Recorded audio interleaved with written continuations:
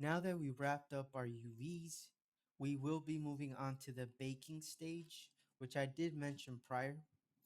And this is when we go ahead and transfer all our paint and sculpted data from our high poly model down to 2D images or textures that we apply to our materials in Blender to display all that information onto our low poly.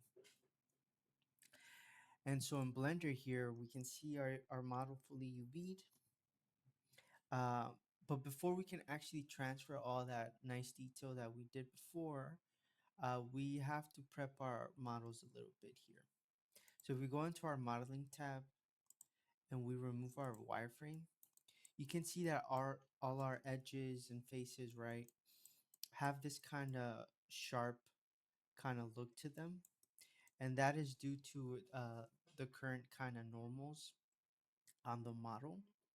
And so just to keep things simple, we want to just kind of smooth the appearance of all our polygons.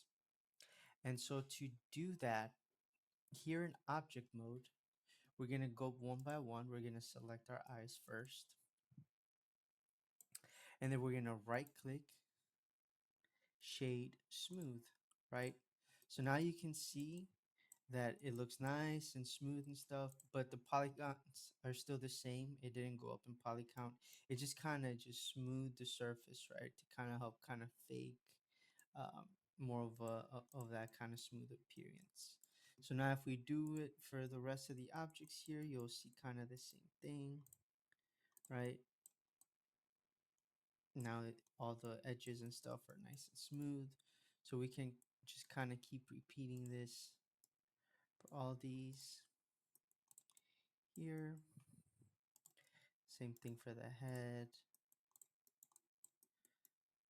Now for the shoes,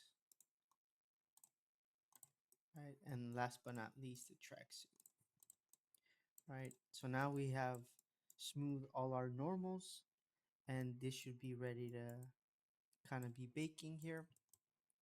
And so next thing we want to do is add a material to all our high poly models. So I'm gonna hide my low poly collection, bring up my high poly here, make sure I'm showing all my collections in here as well.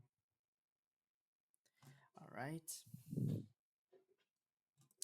And so for these, I kind of want to go ahead and go to one object here. So go to the eyes. Then I'm going to go to its material properties and we're going to create a new one. So we're going to go new. We're going to name it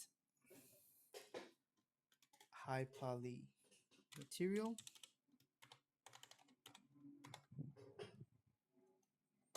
So this is this is a material that all the high polys are going to share.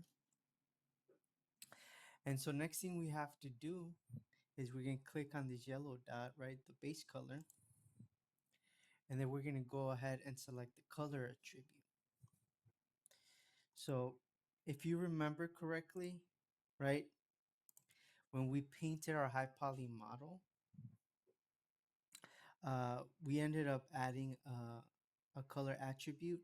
And so we're just going to use that since they're all named the same, right? Technically, all the high polys, right, will display the painted color, right? So as I start applying that material here to each high poly, so where is it? High poly material, right?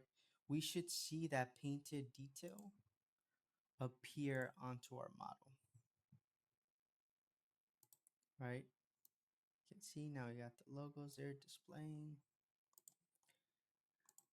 Same thing here, right? So you can just repeat it for all of them.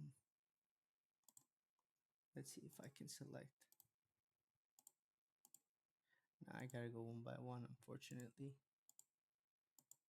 Yeah, let's just keep adding it. Right. And there you can kind of start seeing all the paint information kind of come up. So I'm just going to go down the list and just add them.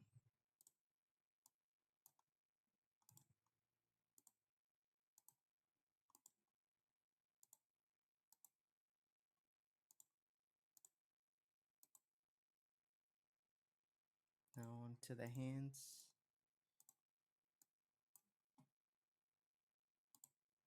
Next, the pants.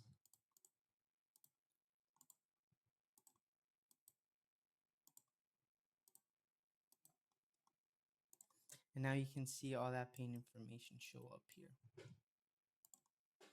And just in case you don't remember, right, we established that color attribute here in the object data properties, and we assign this color one to every single high poly.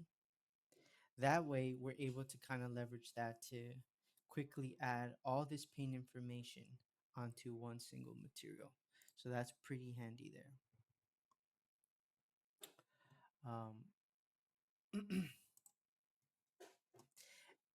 And then in the next lesson here, we're going to start kind of transferring the color first, just to kind of see the process in action.